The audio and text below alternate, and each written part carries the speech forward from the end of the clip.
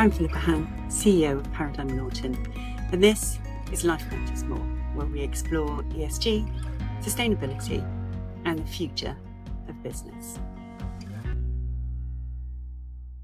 Welcome to Life Matters More, where we explore how people are using their money, work, and influence to build a life and a world that truly matters. Today's guest is someone who is reimagining what business can be when we stop treating people as a means to an end and instead build systems where people are the point. Eileen Akbaraly is the founder and CEO of Made for a Woman, a pioneering luxury fashion social enterprise based in Madagascar. What Eileen has done is build something far more ambitious than a fashion brand for purpose. It is a model where dignity, sustainability, and profitability are designed to reinforce one another. Her work has created opportunities for hundreds of women in vulnerable communities, providing access to healthcare, education, and personal development. In doing so, she's challenging some of the deepest assumptions in global supply chains about who creates value and who gets to keep it. It is no surprise then that she was awarded gold for Individual Changemaker of the Year at the Global Good Awards, a recognition of both what she's built and of what she is proving is possible.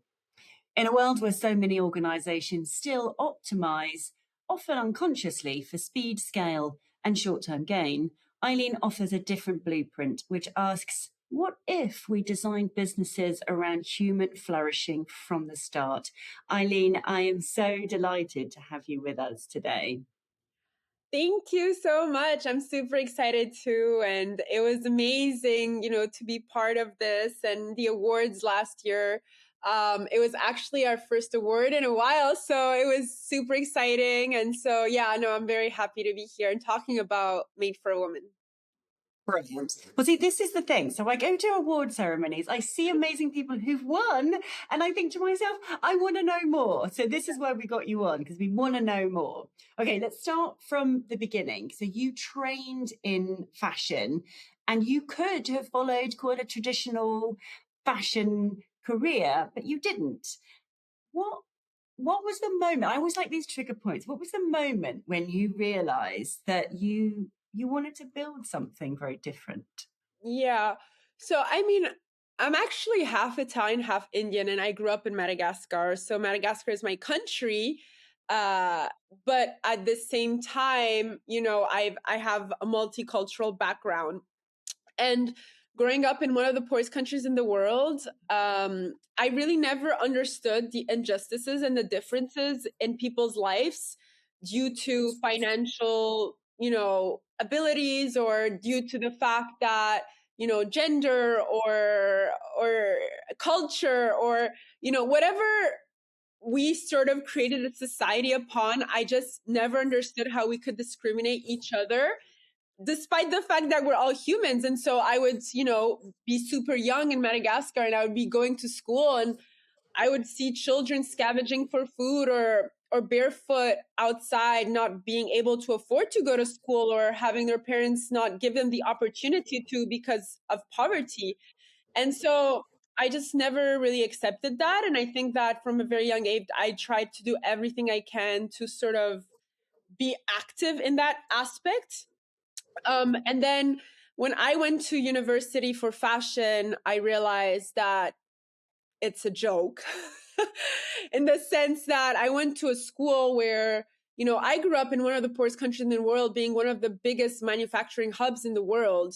And so I was excited to go to school where I would be learning about the people behind the scene, how to, improve production processes, how to create a better world. And in reality, I found the complete opposite. I was found and surrounded by education and structures that only cared about making money, and how do we make more money, and how do we make more money.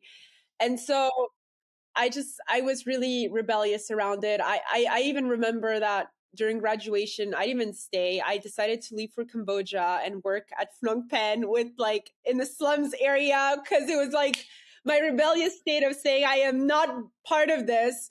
And so I realized I just didn't want to live in a world like ours anymore. And I knew that we have to do something about it. We can't just keep accepting things as they are. I have a lot of people around me who, kind of just say, but this is the way the world works and it is what it is. And I'm like, no, you got to get up and you got to put in place actions and you got to change the world that we live in for ourselves, but for anybody else who comes along. Wow. Okay. That is very strong. I love that. Thank you for telling us that. You've given me goose pimples just by what you've spoken about there. So I'm really interested in this kind of question around congruence. Like, I don't particularly like the word greenwashing, but I prefer the word congruence, like being what you say you are on the inside compared to what you to what the outside looks like. So how would I know if I walked into Made for a Woman that it was really optimizing kind of human flourishing, if you like? Yeah. So first of all, we've just created the most beautiful mural in our atelier. We have this, I love to send you pictures, but we have this huge hand-drawn painted mural on this, because our atelier is a soap factory. So we have these huge walls and we've created some sort of mural that is representative of everybody. So everyone's spirit animals, we have dragons, we have whales, we have dolphins, we have people, we have all the dogs that I have running around the atelier. So just by entering there, you're like, okay, this is very weird and very different from what I would think a factory looks like. I've had clients from luxury brands come in and leave crying because they're just so touched by what we do. And I think that I realize when people come into our space, it reminds them of who and how authentic humans can be. And we are a space where we are reminded of who humans are and of our sole purpose, rather than just, falling into that program of 9 to 5 where, I have a role today and I have to act like, I don't know, the coordinator of communication or the coordinator of a supply chain. But no, in that space, the energy that I've been trying to create is you come in, we don't really care who you are, where you come from, how much money you have, what color you are, what you look like. We don't care about any of that stuff. You are welcome as you are. And our goal is to be able to support you in the ways that you need to flourish and to grow. And so we've created a whole structure that supports our artisans at an emotional, psychological level. Today, we work with over 1,000 artisans coming from very disadvantaged backgrounds. We work specifically with single mothers, GBV survivors, disabled individuals, sex workers. Majority are women. And we've put in place a whole social department known as, the SHAPE model, where we work with social assistant workers, we have psychologists, we have doctors on place, we have 2 childcare areas. We're putting in place the first health mental well-care center, the first primary school, the first shelter. So we've created a space where we can behave as a community, because I feel like it's so sad to think that a lot of people wake up every day miserable, having to spend the majority of their lives in a job that they don't even like. How horrible is that? Right. And so many people. Okay, I have so many questions, right? Number one, what is your spirit animal? Yeah. My spirit animal is a dolphin. Okay, number 2, you mentioned the SHAPE model there. Yeah. Tell me more about that. Okay. So the SHAPE model is kind of cool because it was created by one of my colleagues in reality.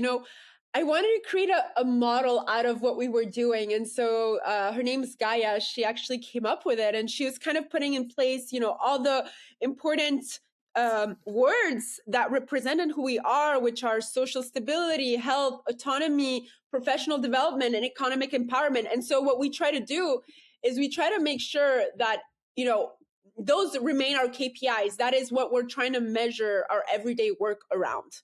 And so if we achieve that, that means that we have achieved our KPIs. Okay. How do you measure those as KPIs? So we measure them in many different ways in terms of social stability, health, autonomy. As I said, we have a whole team disposed that spends all of their days working one-to-one with these individuals. So we have, formation courses, we have sensibilizations, we have partnerships with local associations that work on health, that work in education. So we accompany every single individual that we work with every single day, and being able to measure that every single day gives us the possibility to understand if what we're doing in the short and long term actually makes sense or not, or if we have to revisit the model so that we are sure that the lives of the people that we're working with are actually improved. And we actually have, every year, we have our impact report that is published on our website for free. Everyone can read it. We have also been, in the recent years, part of Chloe, so Richmond Group's brand impact report as an example of how companies should behave in business areas. So, I mean, I think that's how we're able to measure the work that we're doing. And we're also able to measure it through the production, right? So if we see there's more stability in the lives of the people that we're working with, well, automatically our production qualities and even times are much better linked to their well-being, right? And so that's what people forget, is that, people push on all the more stress related aspects. So produce, but people they don't realize that if you invest a little more time in the health of the people producing these beautiful handmade products, well, automatically production will be so much better in so many ways, right? I could not agree with you more. Like, happy person does good work. Yeah. We're actually hiring a happy manager right now. Are you? Yeah. I love that. Yeah. We're going to have to dig into that. So let's move on to the structure a little bit, because your happy manager may well form part of kind of this question that's going around my head around people listening might be saying to themselves, this all sounds heroic, frankly. This is so far away from anything I've ever heard or experienced, sadly. Structurally, what have you had to put in place that actually makes this the easy thing to do rather than the heroic thing to do? Yeah. So I think it's the foundation, right? When I started Made for a Woman, I asked myself the questions that I needed to ask to know what was going to be the foundation and the company culture of Made for a Woman. And so, CSR or impact isn't just, a part of what we do. No, it is the essence of who we are. And so when I started, I made sure that whatever suppliers I was going to work with, whoever the artisans I was going to work with, whoever the collaborators I was going to work with, they shared my values. So I made sure that when I was looking for suppliers, they were certified, even if Madagascar, it's almost impossible to find certified suppliers. So I made sure that I was able to contact suppliers in Madagascar that were certified. I went to visit them. I actually filmed the first supply chain documentary on raffia ever with a friend of mine who works at National Geographic, really showcasing what raffia is, where it comes from, and the opportunities and the threats around it, right? I had no idea it came from a palm tree. And so I think when you start a business, you really need to understand why you're doing what you're doing and what objective do you have in the long term, right? And if that objective is only for your personal, accomplishment, that's great. I'm not judging. That's really great. But when you're trying to create something with real impact, you need to understand what kind of impact are you about to create and how many lives around you are you willing to impact, right? And so when you start off from that mindset, I just feel like everything that you create around it just embodies that. And therefore, it's not heroic what we're doing, but it's really embedded in the structure of who we are as an enterprise. And everyone believes in it. Yeah, everyone believes in it. I've been able to do things that apparently are things that I need to mention, but I thought that were normal. But like, I don't have an office. I work in between all the artisans. I know all their names. I know where they come from. I've been to their homes. I've been to their family gatherings. I just know them because we're all humans. Like, I don't know. I feel like just mentioning this is kind of strange, but, and like being able to treat another person with dignity is the most important thing in the world. No matter how many amazing projects you want to put in place, how many amazing social impact KPIs you have, if you're not able to look into someone else's eye and just be vulnerable with that person and say, sure, we don't come from the same financial background. Sure, you've had a different childhood than I have, but I'm just here like you as a human and I want a better life just like you do. So let's work together to make that happen, right? And just from that perspective, everything you do changes. Yeah, I totally get it. I mean, that word humanity is so strong, isn't it? It's so strong. I was reading some research the other day about the effect of purpose on longevity, and it was a 14-year longitudinal study, and they corrected for age, they corrected for socioeconomic circumstances, they corrected for sort of those external things. And they could not get away from the fact that people who had a stated purpose, didn't matter how old they were, didn't matter what their financial circumstances were, lived longer than people who did not have a purpose, which I just thought was wild. Yeah. Really, really amazing. Beautiful. That's beautiful. In all of this, which I utterly love and completely agree with, you still have to have a long-term sustainable business because there's no point in you being so lovely that your business goes under. So how do you hold the line? Where is that line when you're looking at speed, scale? When all the profitability questions are pushing you in potentially a different direction, how do you manage that as a balancing act? Yeah, so I think it's a lot of work in progress. It's a lot of trial and error, right? You gotta see what works, and you gotta stick to what works, right? And so we're an enterprise that was created 6 years ago. I started with Made for Women, just the brand, and then I got contacted by some of these huge luxury brands who wanted to start collaborating with us officially, right? Which honestly had never happened in the fashion industry in the past at the level that we were able to do. And so it's very interesting because it's still a lot of work that we need to manage and balance out, because our priority is the well-being of our artisans. And so how do you manage that in a fast-paced industry when it's luxury? So going from two extreme polarities, which is we're producing handmade products that take days to make and that cannot be machine made, working in an industry that expects perfect looking products at a fast paced, way, with deliverables. And so, yeah, it's a lot of balancing out. It's a lot of trying out. It's a lot of trying to understand how can we and what can we implement on a daily basis to make sure that the artisans that we're working with are getting what they need to fit the demands and the needs that they need to actually produce accordingly, right? And so it's really, really interesting. But I must say that the way the fashion industry works, it's not sustainable. It's really not sustainable. Even if you're certified, even if you've got it all. We're B Corp, we're fair trade. We've got it all. Despite that, the way the industry is so fast paced, it's really hard to keep up.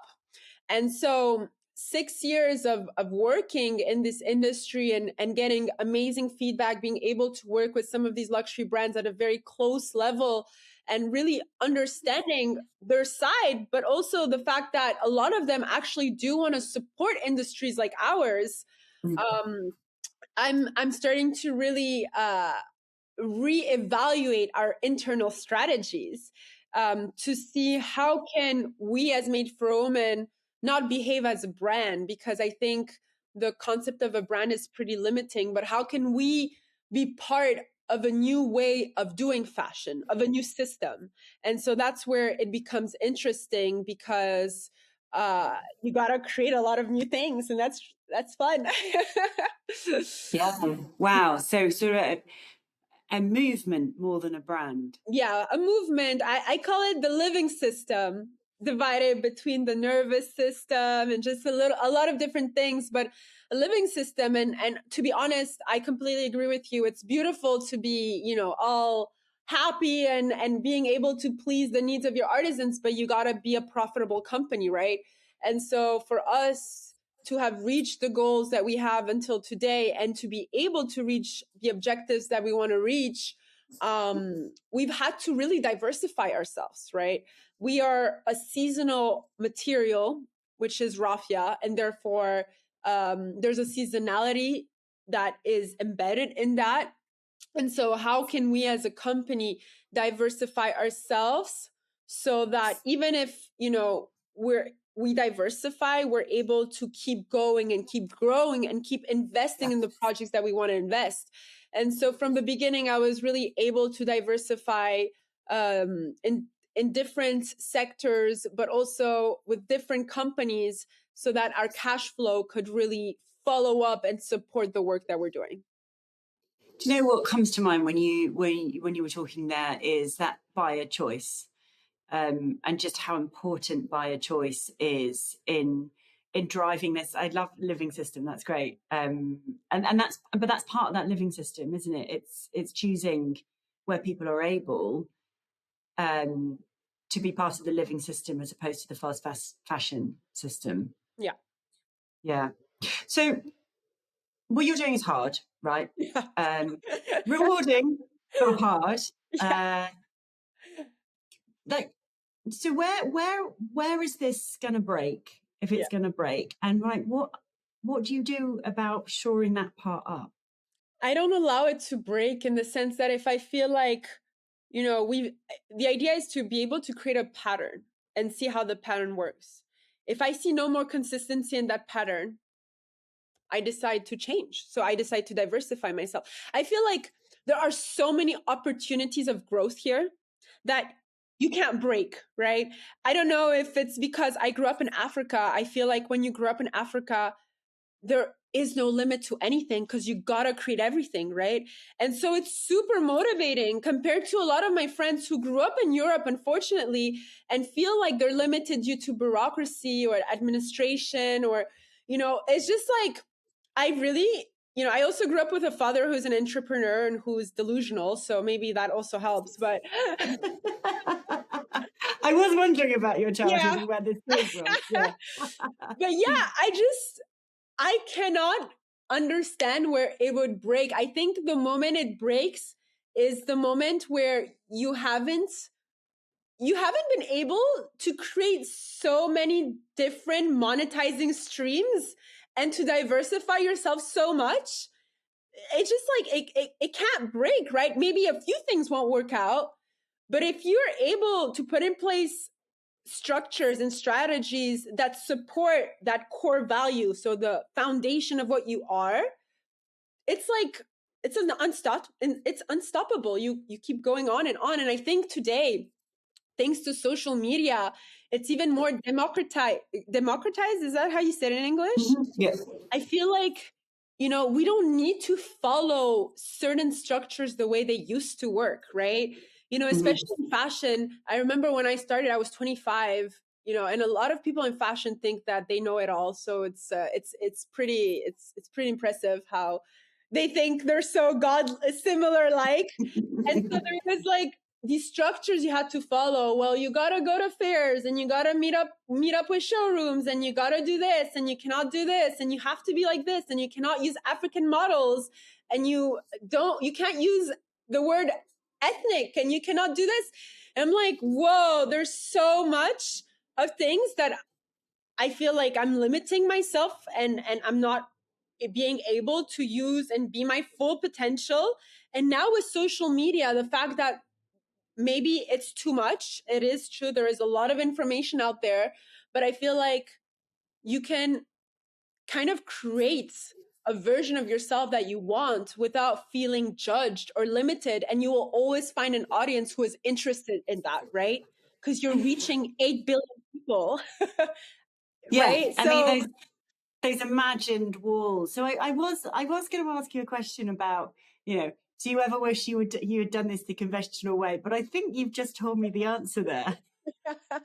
Which is, I've just ignored everything that everyone ever told me and done in my own way. yeah. I mean, I try to listen to them sometimes, but I think when you have such a strong soul calling, or when you're very intuitive or very sensitive, it's like, it's really annoying because you can't go against it. And sometimes I'm just like, shut up. Like, I don't want to listen to you. Let me follow people. Let me do what everyone else is doing because it looks safe. And there's something inside of you is like, no, this is not your way. This is not how it's going to work. And so, yeah, I've really had to listen to my voice a lot more throughout the years. Yeah. I mean, sensitive, yeah, but brave and driven. I mean, you've got to have some backbone to go out there and say, I'm just going to ignore all the advice you gave me and I'm just going to do this because I know in my heart that it's right. Hi, I'm Karen Sutton, founder of the Global Good Awards, and we're thrilled to be partnering with Paradigm Norton to bring you this podcast. We exist to celebrate the people and organisations out there creating real, lasting change in the world, and we'd love you to be part of it. If you think you've delivered something special, then find Global Good Awards online and consider putting in an entry or two. Now enjoy the rest of the podcast. You spoke about the fashion industry being broken.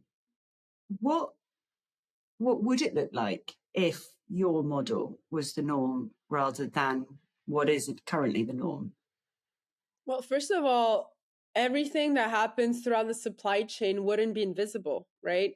We're creating these beautiful products, but everything behind it isn't beautiful.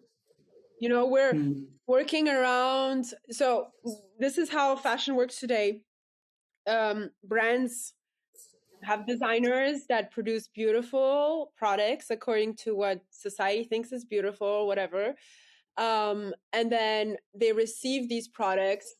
And then there's a whole communication marketing team that invests millions on creating unrealistic dreams around these products. Yeah. That's exactly what's happening. And that's what's driving the values of our society today, right? And this is where this scarcity mindset is created. Oh, I don't have enough of this. I don't look enough like that. I am not enough. When I will have these products, I will feel better. But in reality, we know that doesn't actually bring you to actually feeling better, right? So today, that is what fashion is. When there is so much invisible beauty that can be redistributed in terms of budget, reallocating budgets throughout the supply chain. I feel like if fashion companies really sat back for an instant and reevaluate their values and the foundations of who they are, right? Of who the designers created these brands. Like, all of these big brands were created by geniuses of art, of creativity. I doubt they would be happy with the way their companies went towards, which is only profit driven, right? And so when you're only profit driven, you create very confused individuals who are always going to be unhappy and confused about their surroundings and about themselves. And so it's really important to be able to create a system that supports these tangible products, but in a more sustainable manner. And that is why, a big part of the work that we're doing today is how can we change consumer behavior? How can we allow consumers to feel part of something greater than just themselves, right? Because, you go in a store and you buy a product and it's beautiful and it's great and you feel great around it. And sometimes you buy an expensive product because it tells you a dream that they've created around it and you feel part of that dream. But it limits you there. If you engage consumers and consumers can feel part of the supply chain, can feel like they're part of the development of a product or of anything around the industry, they will have a completely different relationship to fashion itself, because they're And not, the things that they own, you mean? and the things that they own, because there's no more separation. They are part of something. And so when you are separated, it's so easy for you not to care about what you buy and what you own. Mhm. When you start having a more direct emotional connection to that, and you see that what you're buying has a bigger impact than just of your instant desires, you start shifting the way you see things, the way things work, the things that you value, and it's continuous. And that's how, yeah. Yeah. I've been looking at this question of self-perception and its interrelationship with cognitive dissonance. So we all have this self-perception of ourselves, and generally people will go around thinking, well, I'm a good person, I'm trustworthy, I'm ethical, I'm a nice person, I try and do good in the world. And when we don't, we fall then into this cognitive dissonance where we fall into justification and rationalization, or moral distancing, where we're not asking the questions, where we're not asking ourselves, what if this was a child that was making this in a third world? Would I be happy to wear that? And so I think I love what you're saying there around, well, let's just bring that to the forefront. Let's have that conversation. Let's make sure that people who are buying things know where it's come from, so they can make those decisions according to their own values. And everybody has values. And I think we all have a bit of work to do on our values to try and actually be able to articulate them, so that when we come up against them, we're able to say, oh gosh, one of my values is treating other people fairly, and I'm not sure I am, and I have to ask myself why. So I love that sort of, let's be really honest about this stuff and bring these stories out to the consumer. And actually for you, the consumer, I guess, are the brands that you're perhaps working with, or brands who are putting clothes into shops or onto, online environments for people to buy. So we talked about values a little bit there. Have your values been tested? I mean, when they must have been tested at some point. Give us an example of when your values have been tested. So my values have been tested, not as much as I think they'd be, but that's because I do a lot of work on myself. Like the majority of the time I do that because I want to lead responsibly. And so like I do a lot of, I'm a very responsible person. I don't know what that means about me or what issues I have, but I try to be very responsible in the way I do things. But yeah, my values have been tested specifically at the beginning, where people were very drawn to the project and my passion. And there was a huge trend and hit around raffia and raffia products. And I remember that I had been approached by different experienced individuals who wanted to work with me and who wanted to design with me and who wanted to bring me to the best showrooms. And I remember at first I'd be super excited. I'd be like, oh my God, she used to work at I don't know, Yves Saint Laurent, and now she wants to work with me. And this is incredible. Wow. And I would start working with the person, and small things about the person would show me that we're just not compatible at a more deeper level, right? And so I remember at the beginning, it was really, really hard for me, first of all, I had a problem with confrontation in general. I've always had that, being grown up in a specific environment. So I hated confrontation. And I would become a bit passive aggressive. And so, and I remember I would have to make choices. I'd be like, okay, well, if I continue working with people like this, I know that they will open doors for us here. And I know that we will be able to be known faster, or that's what I thought was possible. Yeah. And every single time I said no, that I was not going to be able to do that, even if it was going to take me longer to succeed or get me where I want to get. There are many times, clients would tell me that our pricing was too high. I could have lowered our pricing. I could have, worked with these people. I could have made all these choices that, would give us the faster success, but I decided not to because I saw the long-term vision that came along with what I wanted to do, and it just didn't fit together. So you spoke there, and so there's some tough choices there. I mean, realistically, actually, there are I can see how that sort of rationalization of well, for the greater good, I'm going to get in bed with this company that actually doesn't quite fit my values, but maybe I can change them from within or whatever. You talked about doing work on yourself. What does that look like?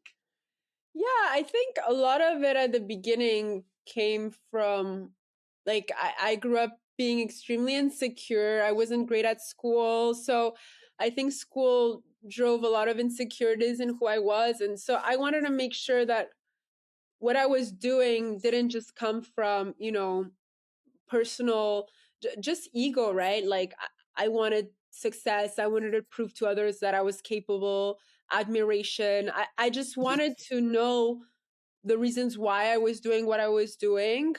And if there were insecurities, where they came from and why they existed, and do the work so that I could, be a better example to the people that I work with and my team, and keep inspiring them. Because at the end of the day, when you're the founder of a company, you have a bunch of things you got to deal with, but you need to make sure that you inspire the people that you work with, because, that's all that matters. If they're not inspired, it's done. So did that involve working with a coach, with a psychotherapist? So a lot of courses. I have a few mentors that I follow and I do their work. I have unconventional therapists that I've worked with, either like at an energetic level. I'm very like the dolphins I was telling you about. I have a weird connection with dolphins, so I've done a lot of like dolphin meditation. So meditating at the frequency of what dolphins and whales. So I do a lot of weird stuff. I mean, I could keep talking about that, but let's move on. I'm glad I asked. That's really interesting. I mean, but just to expose yourself to that stuff and say, is this working for me? Is this not working for me? Can I do this by myself? No, I can't do this by myself. And if I need to know myself, it's sort of the false Johari window, isn't it? The bit of me that I don't know and no one else knows. And how do I find that part of me? So moving on to kind of, the people listening to this may well be on boards. They will be almost certainly working in companies. They may be running companies. If you could change one thing about how business operates globally, here's your magic wand. What would it be? I think we have a very strange relationship to money. Our society has a very strange relationship to money. And if we were able to have a different relationship with money and understand that, just like anything else, money is energy. I feel like a lot of people don't really understand our full potential, right? When you look into quantum physics and when you start studying a little bit and who we are and how we fit in this universe as frequencies, as energies, and how, when you start kind of understanding how this whole process really works, you start realizing that everything you attract and everything that you are is a reflection of how you feel internally, right? And so one of my mentors does mention that when you have a business or whatever you have, like 80% of the work is internal and 20% is external. And it's true, because we are what we see. And it took me a very long time to fully understand that, but I completely see it. And I've realized that it's true. And so if people actually realize their full potential, which is very different from what society wants us to see ourselves as, because as we can tell, we're structured to fit into consultancy companies that execute. We're brought up in schools that limit us and prepare us to work at very average jobs. It doesn't really go work and understand and remind you of what you're capable of doing. And because of that, we're limited, and we start thinking that if I need to live properly, I need to make more money. But it's all very matter to matter, right? It's like I need to work really hard, or I need to do this to get the money that I want, to then live the life that I want, to get the affirmations that I need from other people, the external validations. And this way of working isn't true. It's fake. It's a fake belief. Yeah, I mean, the stories we tell ourselves. I'll just make another million and then I'll be fine, and then I'll be happy. Exactly. These belief systems are fake. We need to change our belief systems. We really need to redefine that. Yeah. Well, the Harvard Adult Development Study that's been as the longest longitudinal study, I think, ever. So it started back in the 30s. I don't know if there's a book called The Good Life, where they interviewed people, and then they interviewed their children, and I think they're now interviewing their grandchildren. So it's been going about 80 years, I think. And the conclusion, spoiler for anyone on the book, the conclusion they came to is that the good life is about relationships. It's about good quality relationships. And I think the antidote to consumerism, the antidote to individualism is community. I really, really strongly believe that. And that is the antidote to, so people are happier when they spend time with other people. They're not happier when they buy stuff. I mean, there has been numerous reports and numerous pieces of research about materialism and actually how damaging that is for life satisfaction. So I think the science absolutely backs up what you're saying there. At Paradigm Norton, we believe money matters, but life matters more. That's why we put people, purpose, and long-term impact at the heart of financial planning. As an employee-owned B Corp business, sustainability is central to how we think about wealth, helping you invest in ways that support responsible business practices. So by working with us, you can feel confident that your money is working for your future and the world you want to live in. But what about for Made for a Woman? What does the future for you look like? I mean, what's the future of fashion? What does that look like? So, we've been able to supply our job for a while. We've sort of got into the Made for a Woman brand, but I find it kind of limiting. And so right now we're really working on, 3 different pillars.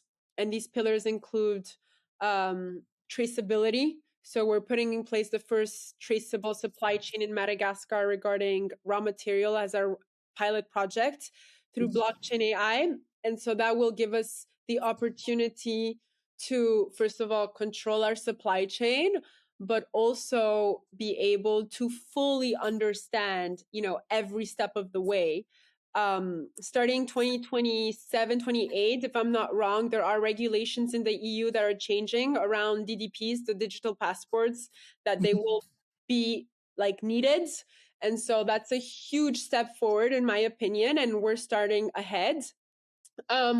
This will give us the possibility to also work on a platform where we want to co-create with consumers and really create a dialogue between the people behind the scene and the consumers. I think that's really lacking. A lot of time consumers are the ones that buy, but they have zero decision making in product making, and so being able to create a relationship between artisan and consumer is really going to change a lot of things around behaviors and relationship and transparency and dialogue. I think that's essential. And also we're working on a replication model. So today our business model works pretty well in Madagascar. So as I mentioned, the shape model, and we want to be able to replicate this in different areas around the world. So we're starting with Brazil. We've brought this project to Brazil with an NGO, and we're going to start doing the same thing. So work locally with raw materials, implement social impact projects for the communities, and then create more traceable supply chains in those areas. Therefore, we can start actually see how and if this concept actually works, and what is the feedback we get from the people working on the products, but also the people who are interested in being part of this community. Amazing. Well, I would love to have you back on once you've got that up and running and to hear more about that. That's really exciting. Yeah. Okay, we are going to finish up this podcast with just a few quick fire, a bit more fun questions. Okay, so I want you to finish this sentence. Luxury is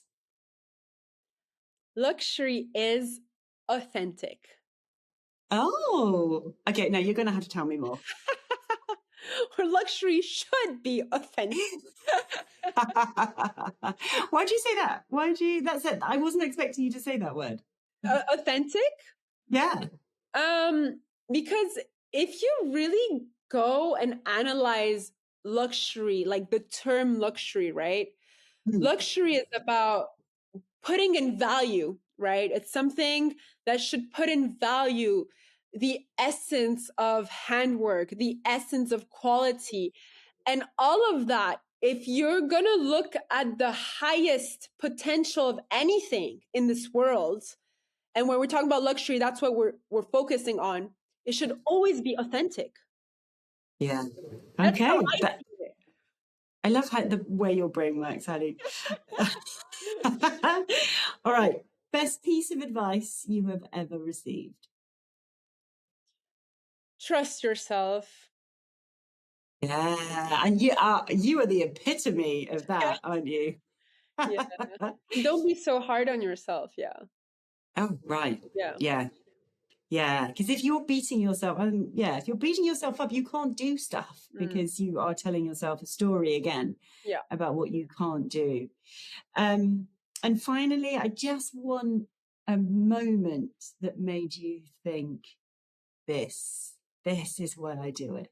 The lives of the people that I work with. I mean, I've worked with certain individuals that came from nothing, that came from like disastrous backgrounds, and in less than 6 months I saw a completely new person, and that's the most beautiful feeling in the world. Yeah, most beautiful. Eileen, thank you so much. You have been a wonderful podcast guest. I feel so inspired by you. I love the words that you use. They speak to me, community, impact, flourishing, and changing lives. It really is. And I certainly feel inspired by you, and I hope our listeners do too. As always, thank you everybody for joining us. If you have enjoyed this podcast, please do tell your friends, subscribe, send it to somebody else, and as always, keep asking good questions.